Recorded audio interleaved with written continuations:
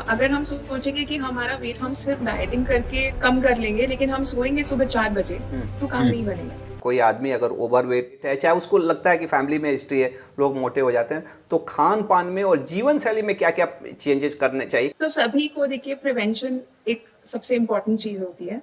And ये सिर्फ obesity के लिए नहीं है, ये सारी क्रॉनिक कंडीशंस के लिए, कि heart disease, diabetes, blood pressure. तो हमारे 4 चीजें हैं जो हमारे कंट्रोल में है, राइट? एक हमारा डाइट है, एक हमारे पास एक्सरसाइज हो गया, थर्ड हो गया स्ट्रेस, एंड लास्ट हो गया स्लीप। अगर हम सोचेंगे कि हमारा वेट हम सिर्फ डाइटिंग करके कम कर लेंगे, लेकिन हम सोएंगे सुबह 4 बजे, तो काम नहीं बनेगा।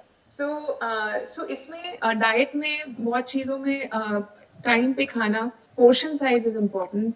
कैलोरिक काउंट इतना करने की जरूरत नहीं होती है, लेकिन पोर्शन साइज और एक हेल्दी ईटिंग इज इम्पोर्टेंट, कि आपकी डाइट में सही मात्रा में फाइबर कंटेंट होना चाहिए, जो अगर हम नॉर्मल लैंग्वेज में ट्रांसलेट करें तो सलाद होना चाहिए, प्रोटीन होना चाहिए। अगर आप नॉन वेजिटेरियन है तो आप चिकन है, एग्स है, ये लगते हैं। अगर आप वेजिटेरियन है तो आप अंकुरित मूंग है, दाल है, स्प्राउट्स है, दही है, इन चीज़ों पे फोकस कर सकते हैं।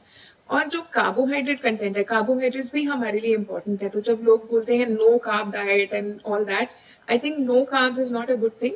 हमको कार्बोहाइड्रेट की भी जरूरत होती है, पर उसको कम रखना चाहिए। तो आप राइस और रोटी की मात्रा को थोड़ा कम रखिए, मतलब कंट्रोल में रखिए, लेकिन एकदम बंद करने की जरूरत नहीं है।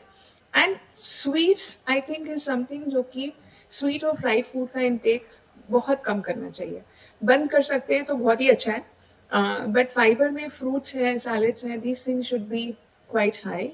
Protein should be high and carb should be low. Exercise जो रिकमेंडेशन है कि आपको कम से कम हफ्ते में 300 मिनट आपका होना चाहिए, एक moderate activity.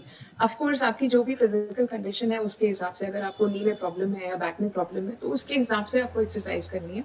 Plus stress, I think सभी की लाइफ में स्ट्रेस काफी हो गया है। स्ट्रेस को थोड़ा सा, स्ट्रेस रिलीविंग एक्टिविटीज, तो अगर थोड़ा सा हॉबीज वगैरह पे फोकस कर सकते हैं, या जो भी चीज, जिस भी चीज से स्ट्रेस रिलीव होता है वो थोड़ा सा करना चाहिए। सिर्फ काम में ही नहीं लगे रहना चाहिए, लाइफ भी थोड़ी एंजॉय करनी चाहिए। आई थिंक उससे भी बहुत फर्क पड़ता है, बिकॉज स्ट्रेस जितना बढ़ता है, वेट भी उतना ही बढ़ता है। So stress hormones will always lead to increase in weight. So that is very important.